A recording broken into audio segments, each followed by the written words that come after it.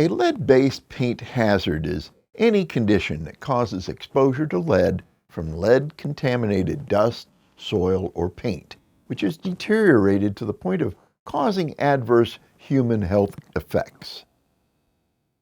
If the structure on a property was built prior to 1978, the property is the target of separate state and federal environmental protection disclosure programs designed to prevent the poisoning of children by the presence of lead-based paint. Prior to 1978, lead was frequently used to pigment paint as it was durable and washable. However, lead is a highly toxic metal that is capable of causing a range of health problems. Young children are particularly at risk as they are more likely to ingest it.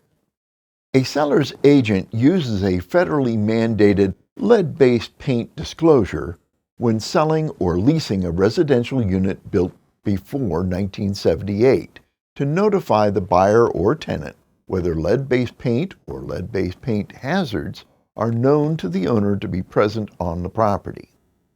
The disclosure gives the buyer or tenant an opportunity to conduct a risk assessment or inspection of the property.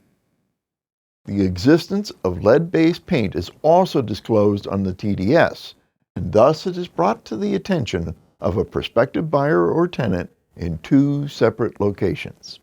The lead-based paint disclosure form includes the following: the lead warning statement as written in federal regulations, the seller's statement disclosing the presence of known lead-based paint hazards, or the seller's lack of any knowledge of existing lead-based paint, a list of records or reports available to the seller which indicates the presence or lack of lead-based paint, which have been handed to the seller's agent, the buyer's statement acknowledging receipt of the LBP disclosure, any other information available to the owner, and the lead hazard information pamphlet entitled "Protect Your Family from Lead in Your Home."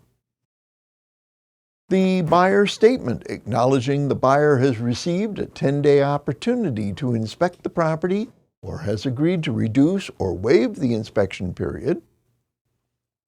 The seller's agent's statement noting the seller has been informed of the owner's disclosure requirements and the agent is aware of their duty to ensure the seller complies with the requirements. And the signature of the seller, buyer, and the seller's agent.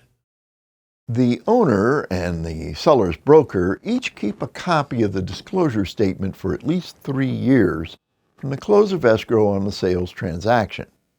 Further, the disclosure form is to be written in the language of the purchase agreement. For example, if the purchase agreement is in Spanish, then the lead-based paint disclosure must also be in Spanish.